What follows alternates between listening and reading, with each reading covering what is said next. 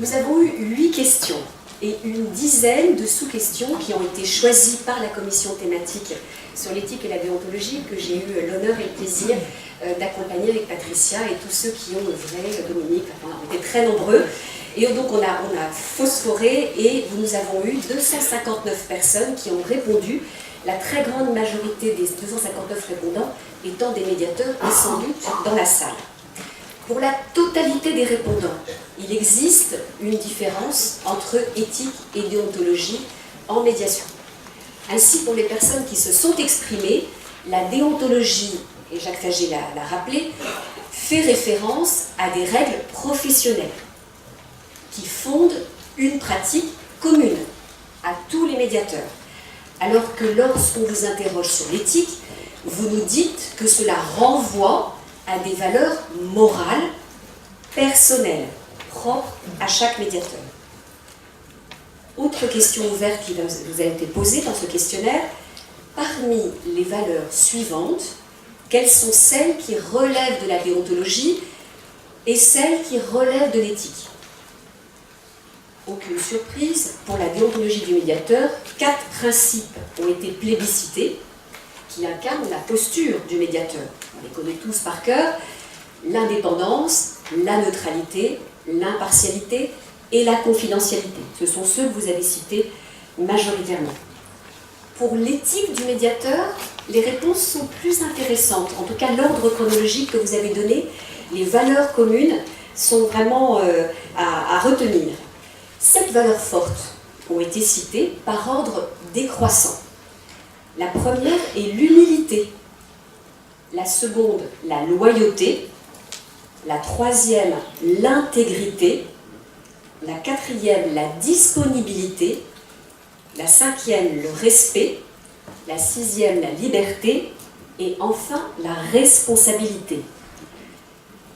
J'insiste sur le fait que l'extrême majorité des répondants ont choisi l'humilité devant la loyauté en tant que valeur première de l'éthique du médiateur et retenu la disponibilité en 4e position. C'est intéressant dans un monde où nous n'avons pas le temps de nous écouter, nous n'avons plus le temps pour rien ni personne, que les médiateurs reconnaissent que leur disponibilité est une valeur première. Plusieurs questions concernaient les codes de déontologie des médiateurs. Vous savez qu'il en existe plusieurs. À la question, le médiateur doit-il adhérer à un code de déontologie?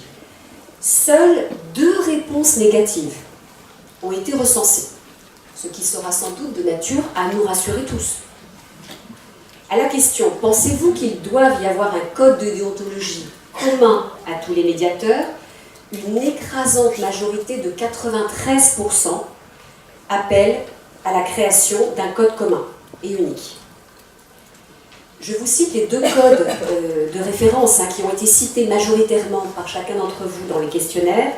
C'est le code de la médiation familiale et le code national de déontologie du médiateur. Ce sont les 2 qui ont eu le plus de suffrages. À la question, pourquoi créer un code commun de déontologie? Les principales justifications que vous avez souhaité apporter sont la professionnalisation du métier de médiateur, l'incarnation de valeurs communes, la sécurisation du processus de médiation et la reconnaissance de la spécificité de la médiation par rapport aux autres modes amiables de résolution des différends. Enfin, quand il s'agit de parler de manquements aux règles et de sanctions, les opinions s'expriment aussi clairement. À la question, un code de déontologie doit-il contenir des sanctions applicables en cas de manquement du médiateur à ses obligations déontologiques? 78% des médiateurs appellent de leur vœu l'application de sanctions en cas de manquement. Et enfin, à la question, êtes-vous favorable à la création d'un ordre professionnel qui aurait notamment qualité et autorité pour sanctionner les éventuels manquements des médiateurs au code de déontologie des médiateurs? De nouveau, ce qui est cohérent, 78% des répondants souhaite la création d'un ordre professionnel qui aurait autorité pour sanctionner les manquements des médiateurs. C'est pourquoi, à la suite de cette synthèse, il vous est proposé de vous prononcer sur les 3 projets de recommandations suivantes. Vous avez compris que les recommandations, comme l'a expliqué tout à l'heure Bertrand Delcroix, c'est parce que nous n'avons pas, nous, pouvoir pour vraiment les mettre en œuvre, et donc ce sont des choses que nous souhaitons proposer dans le livre blanc. Premier projet de recommandation. Êtes-vous d'accord pour que l'exercice de la médiation soit conditionné par l'adhésion du médiateur à un code de déontologie unique et commun à tous les médiateurs? Deuxième projet de recommandation.